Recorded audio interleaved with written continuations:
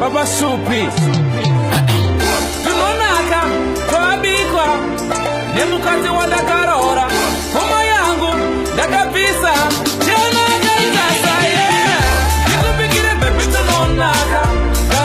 saka mufaro wangu kuti tisongane zvakare. Chandanyanya kudedzera chikuru ndechekuti svondo rino tiri kubatira mutsanyo brother Chimimbi. Brother Chimimbi, as you can see, vane dambudziko refodya.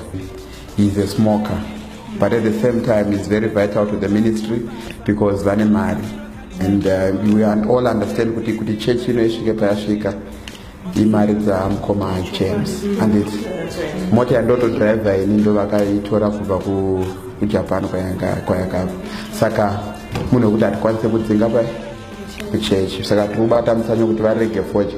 Kana vakatavi kana zvarambawo vanenge vachingoputawo varipo, mari yavo tichingoita sei tichigachira. I don't know, brother, do you mind kana mukambodzima forge? Munhu ane mari zvekuti tikamurasikirwa naye it's a problem to us. And then we also have sister Lois munyo vachiri vanyowani, but we also know kuti sisi Lois vachine dambudziko mawanira avanoita mari dzavo ndiwo ayaya vandewe kuna third. Asi we also love them, vanhu vane mari ndo vatinyanya kukoshesa, sure. Saka isusu we don't judge people, vanhu vanojudgwa kumusoro. Chimwe chiripo ndechekuti the month of June tine 500,000 men march in solidarity with the pastor. Right, saka tikufana kuudza vanhu vese kuti we will be marching in solidarity with who? With the pastor. Taifana kuita muna May, but madate edu akazongotorwa. Saka takangota let's move it to June. Si chimwe chetatu ndechekuti we have acquired the services of a professional security guy all the way from South Africa. We have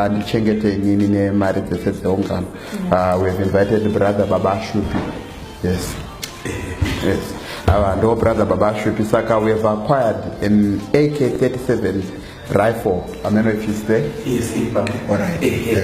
Brother Baba Shupi. Explain to the Asibasarangu guru ndere kuchengetedza pastor nevanhu vese basa rangu is shoot to kill.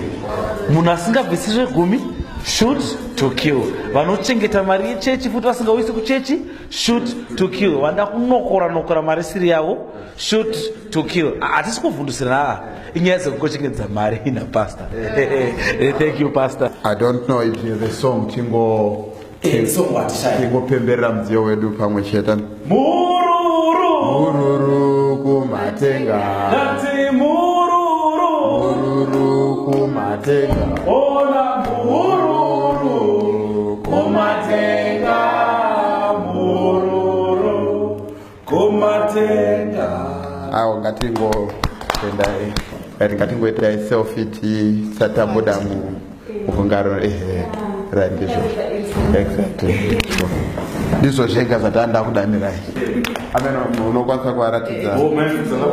Kuchachakamira sondiyoyi. Saka okay, all right.